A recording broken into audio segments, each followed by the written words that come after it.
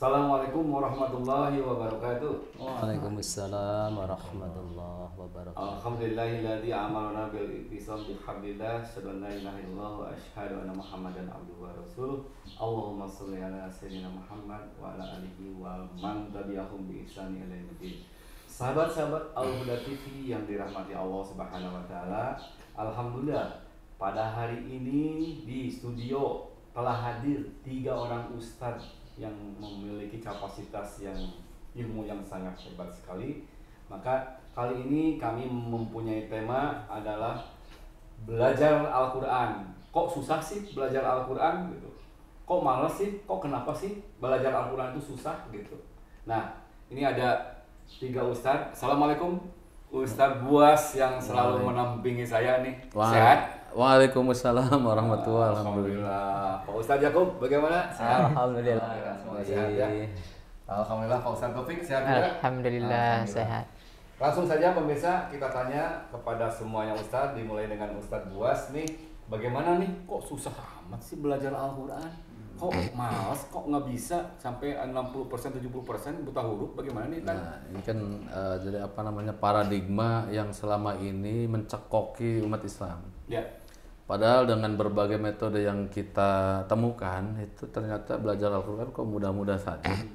Mungkin dulu kan kita kesannya kalau belajar Al-Quran itu sampai dijepret sampai apa. Nah kalau kita dengan insya Allah dengan apa seiring dengan pengalaman dan berjalannya waktu itu kita menemukan berbagai macam metode yang bisa mempermudah atau mempercepat orang-orang yang belum bisa baca Quran utamanya.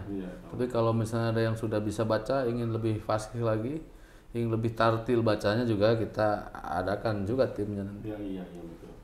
Nah, intinya berkaitan dengan itu, bagaimana ada persiapan untuk mempunyai tentang apa gitu kondisi sekarang ini bagaimana gitu ada. Nah kan gini, jadi makanya kita ini kan buat satu gagasan ide kreatif, kita ingin apapun itu disebutnya sih boleh-boleh saja, tapi kita punya nama Gerakan Pemberantas Baca Tulis Buta Huruf Al-Quran. Jadi jangan ada KPK saja. Kalau KPK kan Komisi Pemberantasan Korupsi, kita juga sebagai Komisi Pemberantasan Buta Huruf Al-Quran. Jadi kita kenapa gerakan supaya masif gitu. Jadi jangan letoy, termasuk dari para pengajarnya ini, para asatidnya kita kita picu dengan sebegitu pentingnya untuk mempunyai gerakan itu Pak? Harus. Jadi kenapa kan di dalam Al-Quran ya Kang Ustadz dulu Nabi Adam ketika turun dari surga itu kan bingung. Kata setelah bertaubat dengan kesalahan terhadap Allah kan Allah berfirman fa imma ya'tiyannakum minni hudan faman tabi'a hudaya fala khaufun 'alaihim wa lahum yahzanun. Artinya mengikuti hidayah petunjuk Allah. Nah, petunjuk kita bagi umat Islam itu ya Quran ini. Lalu bagaimana kita akan dijamin selamat dalam kehidupan di dunia sampai akhirat kalau kita tidak tahu peta? Petunjuk Allah itu kan peta.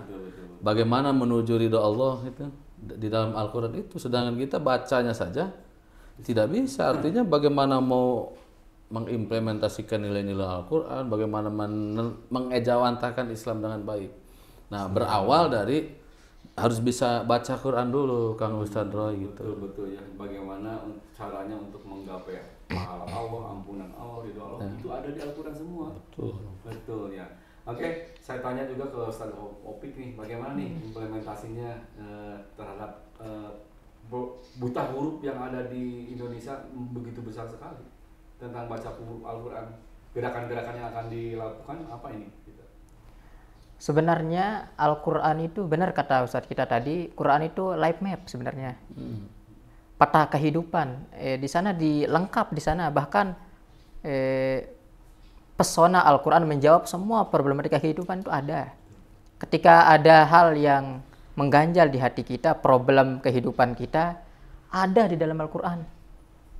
Contoh kasus misalnya, kita sedang dalam keadaan resah, butuh jalan keluar, Al-Quran akan menjawab, wa may yattaqillaha yaj'al lahu makhraja. Allah yang ingin ketemu jalan keluar, sini kuncinya yattaqillah, mendekat kepada Allah. Itu yang kita harapkan kemudian ketika kita ingin hidup kita tertata rapi, maka kita rapikan dulu bacaan Al-Quran. Dari program ini memberantas buta huruf Al-Quran ini penting sekali untuk para pemirsa yang ingin belajar Al-Quran dari nol. Dan ini tidak terbatas hanya untuk anak-anak, tidak. Kaum para pemuda silahkan, orang-orang tua kami terbuka di sini. Kita belajar bersama, kita menata hidup kita berawal dari menata bacaan Al-Quran kita. Oh gitu.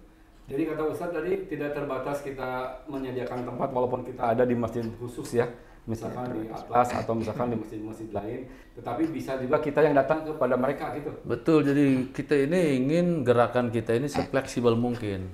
Artinya biarlah kami ini yang mengalah, walaupun hakikatnya seharusnya yang mau belajar, Datang. yang girohnya, himahnya benar-benar itu. Tapi kita berusaha bagaimana kita ini senyaman mungkin, yang agar tercapai proses belajar Belajar mengajarnya.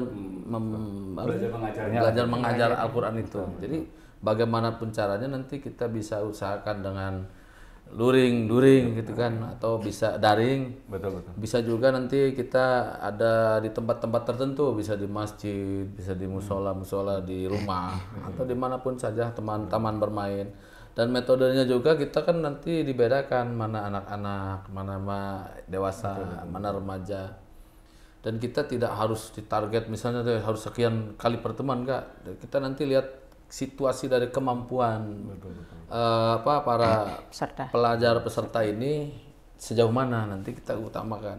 Dan kadang-kadang dalam belajar Al-Quran itu kalau orang yang teliti tidak harus sesuai dengan metode. Oh ini sudah bagus misalnya, ini mah tidak harus. Nah dipakai misalnya metode ini kan sudah bisa. Nah ini bisa mempercepat nanti. Betul. Tidak harus dari awal. Bisa melanjutkan lah gitu ya.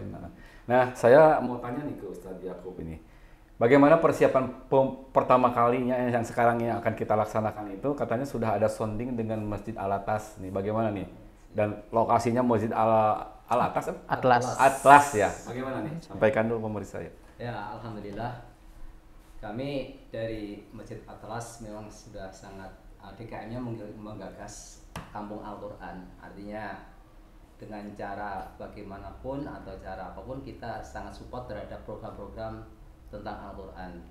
Apalagi melihat data tadi banyak yang masih belum bisa membaca, maka Masjid Atlas memberikan fasilitas ya, menyediakan tempat dan ruang untuk sahabat-sahabat yang bisa memanfaatkan fasilitas Masjid Atlas.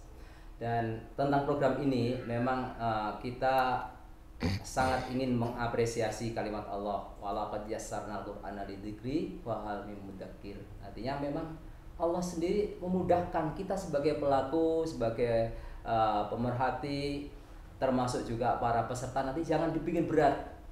Wah nggak ada ininya, nggak ada insya Allah.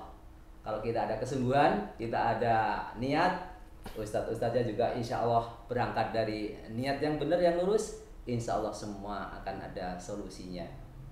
Amin. Amin. Mudah-mudahan ini bapak-bapak yang tergerak atau ibu-ibu, anak-anak yang ingin belajar Al-Quran nanti bisa konfirmasi atau bisa nanti melihat informasi di Al-Huda TV.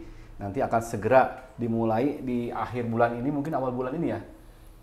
Bagusnya sih nanti kita agendakan launching dulu. Launchingnya biar masyarakat umum tahu. Oke. Ini Masjid Atlas ini berada di daerah Babakan Surabaya. Jadi orang-orang yang Babakan Sari, Babakan Kiracondong, pokoknya Kecamatan Kiracondong dan Antapani itu dekat sekali aksesnya. Nanti kita sounding juga, kita harus membuat simpul-simpul juga di beberapa daerah. Dan kebetulan daerahnya daerah akses tempat saya tinggal. Jadi ini akan memudahkan ibu-ibu, bapak-bapak yang memang nanti ada minta informasi bagaimana sih anak saya mau belajar nih. Saya nggak ada pinginnya di rumah, bisa nanti dikondisikan. Nanti ya Pak Ustadz ya, nanti sampaikan saja mungkin bagaimana teknisnya.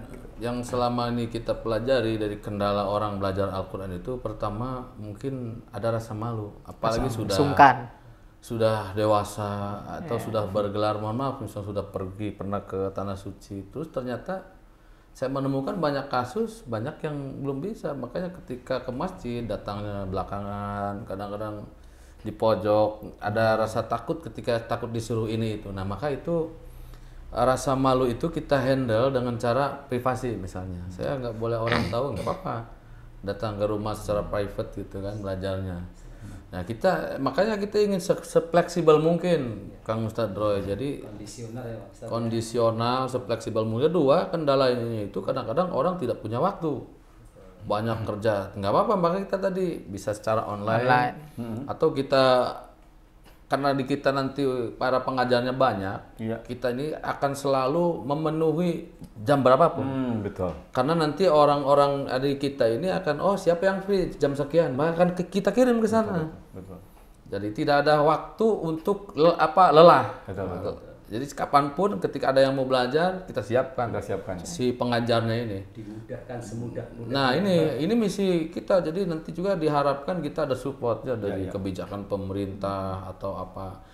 Nah yang mungkin kendala yang selanjutnya kalau bicara dana sih kayak kendala yang minim itu ya. Maka kita ini berusaha non-profit ya. Non-profit oriented, artinya kita tidak jadi alat bisnis gitu. Tapi kalau misalnya ada yang mau infak sodako ya nggak apa-apa. Memang nanti kita gunakan juga untuk operasional dari gerakan pemberantasan ini. Atau ada sponsor Ustaz. Nah itu yang mendukung gerakan ini. Begitu pemirsa, info selanjutnya nanti ustadz-ustadz yang dimonitor, yang diketuai oleh Pak Ustadz Buas ini akan bekerja sama dengan Al Huda TV. Informasi selanjutnya nanti akan kami sampaikan secepatnya. Mudah-mudahan ada itikat aja untuk belajar Al-Quran bersama kami, selaku kami memperdulikan orang-orang yang memang ingin belajar Al-Quran. Ada kata-kata yang terakhir yang mau disampaikan, Bang? Benar, jadi hidup mulia dengan Al-Quran. Artinya ketika kita mulia itu mulia di hadapan manusia. Ketika kita belajar Al-Quran, kemudian nilai-nilai yang kita terapkan, kita amalkan lagi, ajarkan lagi, dan kita amalkan nilainya, maka mulia di hadapan manusia, juga mulia di hadapan Allah. Nah ini kalau orang Islam yang punya tadi life mapnya Al-Quran, tapi kita tidak bisa baca, maka satu kerugian yang fatal. Mana mungkin kita akan selamat kalau orang Islam tidak bisa baca Quran? Ibarat kita mau ke Jakarta, tidak tahu mapnya itu. Kalau sekarang punya map kan gampang, maka kita ihdinas siratal mustaqim dengan Al-Quran, tunjukkan aku jalan yang lurus kepada jalan Allah yang diridhoi dengan Al-Quran itu. Maka kami harapkan gerakan kita ini bisa disambut oleh masyarakat Muslim yang ada di Indonesia, disupport. Jadi kita nanti tidak hanya kita menampung para asatidz, kita juga membuka diri kalau misalnya ada para agnia, donatur yang mau support alat-alat belajarnya atau untuk transport, tempat dan lain sebagainya, kita buka saja. Kita buka, ya betul. Jadi tidak menutup kemungkinan ya, gitu. Ya kan karena mungkin masyarakat Muslim yang nggak punya waktu, saya ingin dilihat juga di amwal dengan hartanya, maka kebagian pahalanya. Betul. Gitu. Yang punya tenaga dan tenaga. Ustaz Lopin? Baik, untuk kata-kata sebelum ditutup, belajarlah Al-Quran karena kamu butuh Al-Quran di dunia ini. Duniamu selamat dengan Al-Quran dan akhiratmu selamat dengan Al-Quran. Amin. Ustaznya tuh, siapapun kita, sahabat sekalian, pasti ingin menjadi yang terbaik. Yang terbaik di antara kita adalah orang yang mau belajar dan mengajarkan Al-Quran, dan kita mudah-mudahan menjadi takdir di situ sehingga kita menjadi orang yang terbaik di sisi makhluk, di sisi Allah terutama. Barakallah. Amin. Oke, pemirsa, demikian yang tadi disampaikan bahwa khairun nasi anfa'uhum linnas ya. Anfa'uhum linnas. Salah. Sebaik-baik manusia itu belajar Al-Qur'an dan mengajarkannya. Ya itu. Terima kasih atas perhatiannya. Mudah-mudahan nanti kita bisa menginfokan selanjutnya. Wabillahi taufiq wal hidayah. Wassalamualaikum warahmatullahi wabarakatuh. Waalaikumsalam warahmatullahi wabarakatuh. Wabarakatuh. Kayak di thumbnail